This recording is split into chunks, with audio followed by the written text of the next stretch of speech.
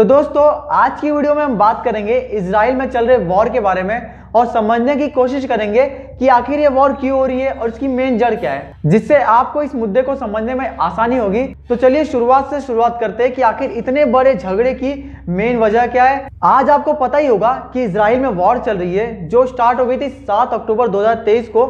ये बहुत इंपॉर्टेंट दिन है क्योंकि इस दिन यहूदियों का एक त्योहार होता है जिस दिन वो लोग तोरा पढ़ते हैं और उसी दिन हमास ने करीबन 5000 रॉकेट्स को इजराइल के ऊपर दाग दिया।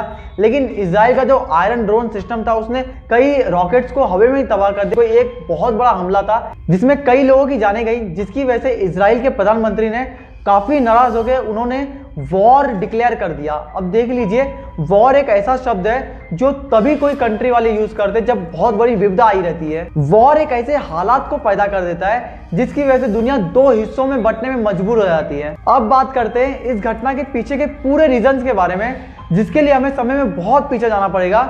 शुरुआत से शुरुआत करते हैं। अगर आप इजराइल का मैप देखेंगे तो आपको इजराइल, फिलिस्तीन और गाजा पट्टी दिखेगी और वहीं इजराइल के सेंटर में जेरूसलम आता है। जेरूसलम बहुत ही इंपॉर्टेंट जगह है जिसकी वजह से झगड़ा चल रहा है। जेरूसलम एक ऐसी जगह है जहां पर यहूदियों, क्रिश्चियंस और मोमेडियंस का धार्मिक स्थल है। और मैं बता दूं, तीनों धर्मों के पवित्र स्थल एक ही जगह पर होने की वजह से ये सारे झगड़े हो रहे हैं। तो इन सारी चीजों की शुरुआत होती है 1047 बीसी में, जब किंगडम ऑफ इजराइल हुआ करता था जहां पर यहूदी लोग रहा करते थे और उस समय उस इजराइल ऑफ किंगडम को रूल कर रहे थे किंग ऑफ सुलेमान। और किंगडम ऑफ इजराइल का कैपिटल था जेरूसलम, जहां पर यहूदियों का बहुत बड़ा मंदिर था जिसे टेंपल माउंट कहा जाता था। उसके बाद 586 में बेबीलोनियन लोग आते हैं जो टेंपल माउंट को तोड़ देते हैं, जिसे फर्स्ट टेंपल भी कहा जाता है। उसके बाद पर्शियंस आते हैं, जो पर्शियंस आते हैं उन्होंने फर्स्ट टेंपल को वापस बनवाते हैं और उसे सेकंड टेंपल नाम दे देते हैं। और उसके बाद रोमन एम्पायर आता है जो इस सेकंड टेंपल को भी तोड़ देते हैं और जिसकी एक वॉल बचती है।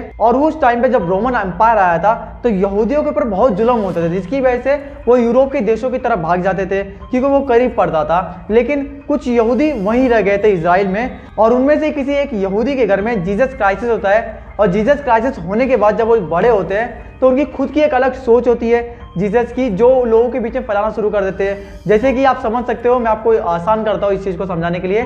जैसे कि हिंदू धर्म के अंदर गौतम बुद्ध थे, उन्होंने हिंदू धर्म से निकलकर अपनी कुछ बातें थी, अपनी सोच थी, लोगों के सामने रखी, उनका खुद का नजरिया था, जिसकी वजह से एक अलग धर्म बना जिसे बौद्ध धर्म कहते हैं। वैसे ही यहूदियों के धर्म में किसी एक परिवार के अंदर जीसस क्राइसिस हुई और जीसस क्राइसिस की अलग सोच थी, उनकी अलग धारणा थी जिसको लोगों ने फॉलो करने लगे। और जीसस की जो पॉपुलैरिटी थी वो इजराइल के अंदर बहुत ही तेजी से फैलने लगी, लोगों को मालूम पड़ने लगा, लोग उनकी बातों से सहमत होने लगे, जिसकी वजह से जो यहूदी थे वो काफी नाराज हो गए थे। जिसकी वजह से यहूदियों के राजा ने जीसस को पकड़कर जेरूसलम में जो उनकी राजधानी थी वहां पर क्रॉस पर लटकाकर कील ठोकर उनकी हत्या कर दी, जिसकी वजह से क्रिश्चियन धर्म के लोग यहूदियों से काफी नफरत करते हैं, जो आज भी देखा जाता है। जीसस की मृत्यु के बाद कई सालों तक सब ठीक चला, लेकिन साल 306 में जब यहूदियों के राजा की मृत्यु हो जाती है तो उनके बेटे तख्त संभालते हैं और उनके बेटे को क्रिश्चियनिटी में बहुत ही इंटरेस्ट होता है, जिसकी वजह से अपना धर्म परिवर्तन करते हैं और क्रिश्चियन बन जाते हैं। एक राजा के क्रिश्चियन बनने की वजह से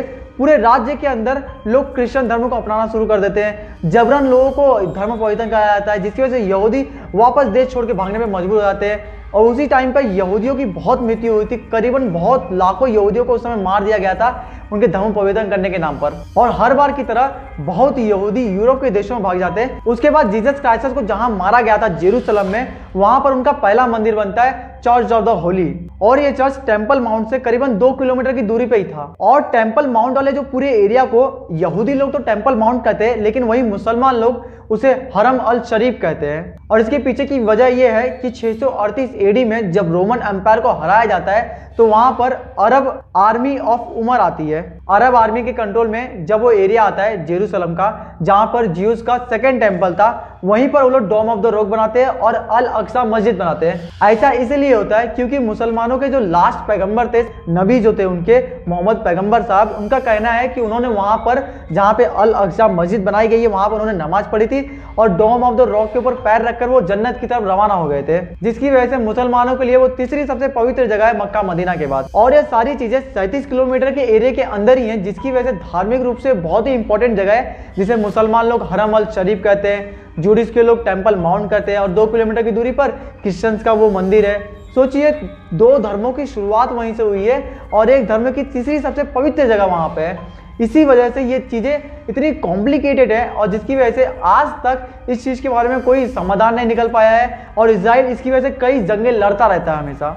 अब आप समझ ही गए होंगे कि यहूदियों के लिए वो जगह कितनी इंपॉर्टेंट है, क्रिश्चियंस के लिए वो जगह कितनी इंपॉर्टेंट है और मुसलमानों के लिए वो जगह कितनी इंपॉर्टेंट है। और यहूदी अब तक की एक ऐसी कौम है जो सबसे ज़्यादा सताई गई है और जिसने बहुत ही जंग लड़ी है। मैं आपको बता दूं, यहूदी जब भी लड़ते हैं, इजराइल जब भी लड़ता है तो अपने वजूद के लिए लड़ता है, जिसकी वजह से वो हर एक जंग जीत जाता है। अभी मैं आपको एक चार्ट दिखाऊंगा, आप पॉज करके देख सकते हो कि इजराइल ने कितनी जंगें लड़ी और कितनी जंगें जीती हैं। और मैं आपको बता दूं कि इजराइल जब भी जंग लड़ता है तो वो हमेशा सामने वालों को मारता ही नहीं है, वो 4 कदम अंदर भी घुस जाता है। जैसे करते करते उसने अपने पुराने मैप को कितना बदल दिया है आप देख सकते हो। और आज के टाइम पे जब गाजा पट्टी वालों ने मिसाइल डाली तो कई लोगों ने उनका समर्थन दिया, लेकिन अब इजराइल जब पलटवार कर रहा है और जो बहुत ही बेरहमी तरीके से कर रहा है, कहीं ना कहीं इंसानियत मर रही है वहां पर। और गाजा पट्टी से जो मिसाइल्स आए थे उसके पीछे रीजन ये बताया जा रहा है कि अल अक्सा मस्जिद में अप्रैल के महीने में कुछ उग्रवादी घुस गए थे, जिसकी वजह से इजराइल की सेना ने अल अक्सा मस्जिद के अंदर घुस के रबर बुलेट से लोगों को मार के वहां से निकाला था, जिसकी वजह से फिलिस्तीनी लोग और इजरायली लोग भिड़ गए थे, जिसकी वजह से गाजा पट्टी ने बदला लेने के लिए मिसाइल छोड़े गए थे। तो दोस्तों आप समझ ही गए होंगे कि वॉर किस लिए हो रही है।